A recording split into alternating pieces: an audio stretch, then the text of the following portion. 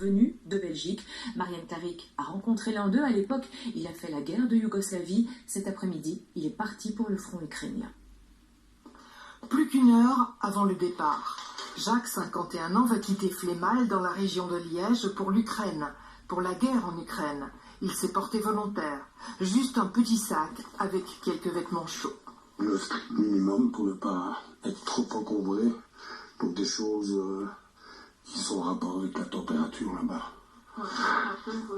Donc tout ce qui est maillot de corps, t-shirt, etc. Pour le reste, tout est fourni par l'armée ukrainienne. Jacques fait le relais avec l'ambassade d'Ukraine. Il continue de recevoir des appels de candidats au combat.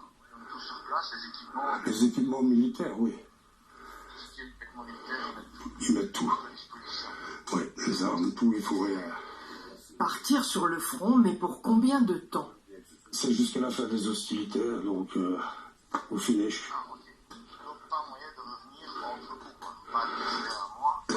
Si, tu peux revenir, mais il faut être blessé ou il faut avoir une sérieuse raison. Est-ce que vous avez peur? Non. Je serai prudent, mais parce qu'il faut toujours avoir un peu peur où on devient inconscient. Mais avoir peur, non. Si on a peur, il faut rester honnête. Jacques a déjà combattu en ex-Yougoslavie, mais pour certains de ses camarades, ce sera la première fois. Certainement, on va avoir un petit entraînement, mais en gros, en général, je m'attends au pire, comme ça. Si c'est bien, je ne suis pas déçu. Il se doute que les forces ukrainiennes seront un peu désorganisées, mais il pense que du côté russe, ce ne sera pas mieux. Je pense que c'est une armée qui est un peu à bout de souffle, un peu étonnée de ce qui lui arrive. Mis à part les troupes d'élite habituelles et les mercenaires financement payés de M. Poutine, je ne pense pas que l'armée régulière, comme on dit, soit vraiment à la hauteur de ce qu'elle a été à une certaine époque. Un Beretta tatoué sur le crâne, peut-être pour lui porter chance. Le voilà à l'ambassade pour le départ, le vrai.